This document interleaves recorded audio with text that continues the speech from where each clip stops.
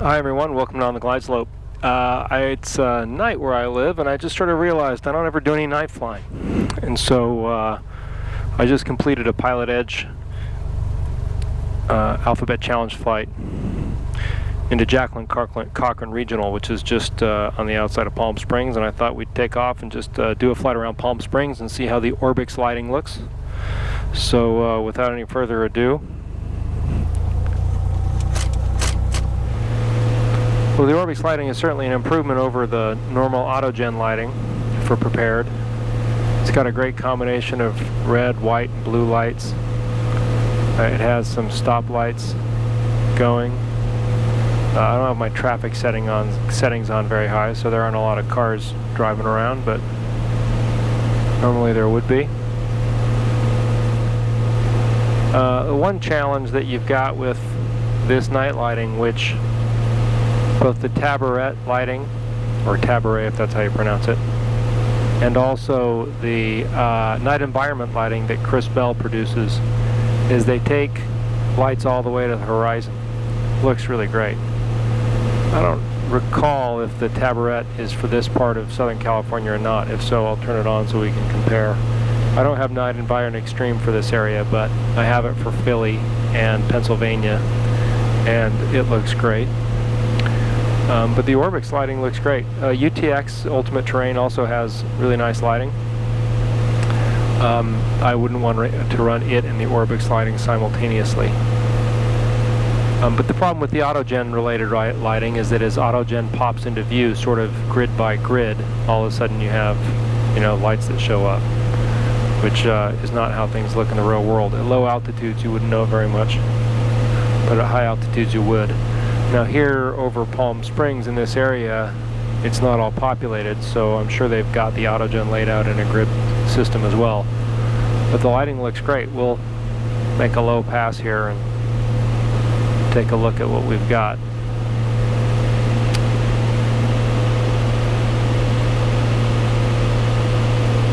Let's not rip the wings off the airframe. I'm a big fan of Chris Bell's work. His new project, which is coming out, Black Marble, I think is going to be fantastic. It's basically, oh look, the moon's out too. It's basically going to be really well done vector graphics for the for pretty much the whole planet, and I think it's going to look really, really great. Wherever there's roads, there will be lights, and it's going to be a great thing when it's finally released, and hopefully it will be released soon. So I can see Palm Springs Airport in the distance. I can see the tower, and I can see the lights for the runways, and there's no lights that have popped for the autogen for that area yet, so I think that's an example of how things will not really look realistic until the lighting isn't tied to autogen population. There's a nice shot of some of the coloring that ORBX does with their lights.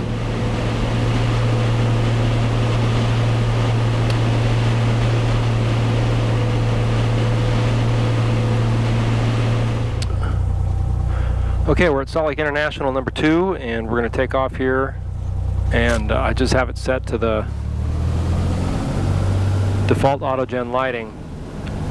Now, since I've installed ORBX, it may put default autogen lighting on everything. I haven't read that part of the manual, so I don't know for sure, but this doesn't look like the regular autogen lighting for FSX. It looks nicer than that, or for prepared, I mean.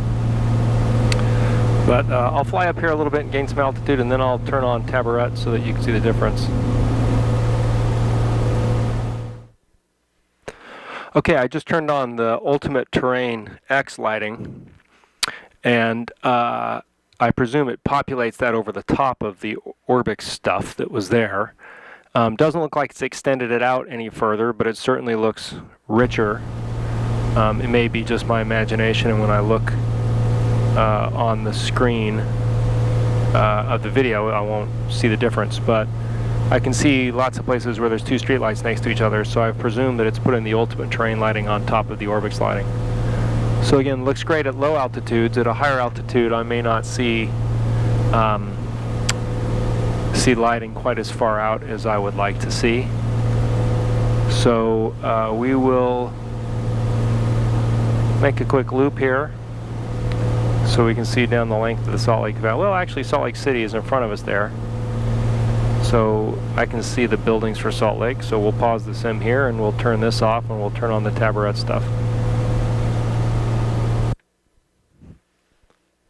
Okay, I just turned on the Taburet, and I don't know if you can see on the video, but lights now extend all the way up into the city, and it looks to me like it kept the ORBX lighting as well, because I still see a variety of different light colors, and the Taburet is all just one color.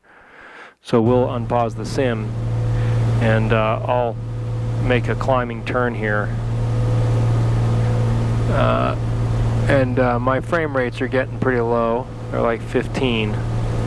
So I'd probably need to turn off the ORBX lighting somehow.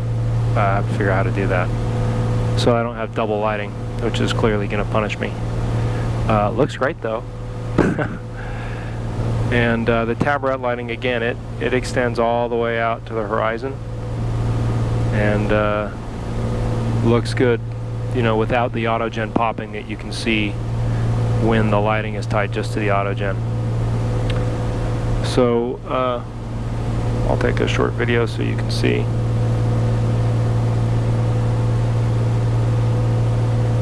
So it doesn't have the variety of lighting that the ORBX does, and certainly not the variety of the lighting that the Night Environment Extreme does. That's airport number 2, that's where we took off. But again, it gives you long vistas of light that go way out into the distance and look really great. And Night Environment does that as well. I have an entire video of Night Environment with some nice music by Pink Floyd over the top of it, which is on YouTube in the channel if you'd like to see it.